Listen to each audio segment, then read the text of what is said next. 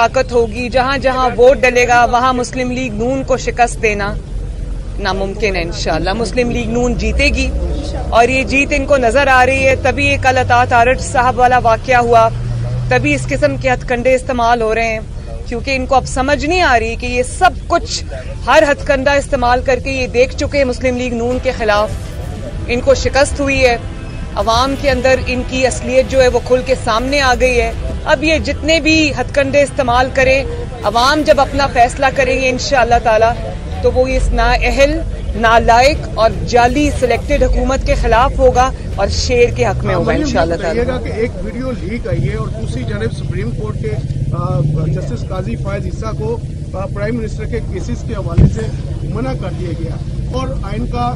148 भी supreme court का याद आना शुरू हो गया। क्या कहेंगी इस हवाले से, और सेनेट में जो खरीदो फरोख्त जो हुई है उस हवाले से क्या कहेंगी आप? जो इमरान खान को बचाने के लिए अल्फाज इस्तेमाल हुए हैं, जब नवाज शरीफ साहब वजीर आजम थे तो बिल्कुल उसके उलट हुआ था।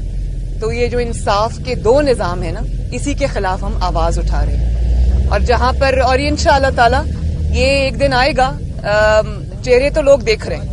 लोग रिमार्क्स के फर्क भी देख रहे हैं, लोग चेहरे भी देख रहे हैं, लोग फैसले भी देख रहे हैं, और वो ये देख रहे हैं कि एक नालायक और नाअहल को बचाने के लिए इंसाफ का पूरा निजाम,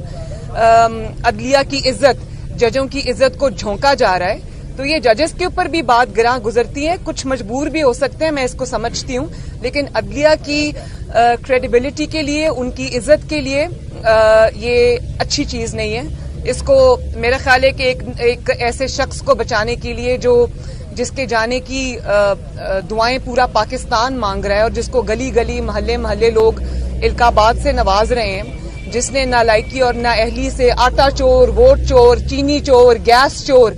बिजली चोर के नाम से उसको याद किया जा रहा है, ऐसे शख्स को बचाने के लिए अदलिया और अदल का पूरा निजाम झोंकना मेरा नहीं ख्याल के कोई अक्लमंदी है। अच्छा मैडम, ये बताइए, दूसरी बात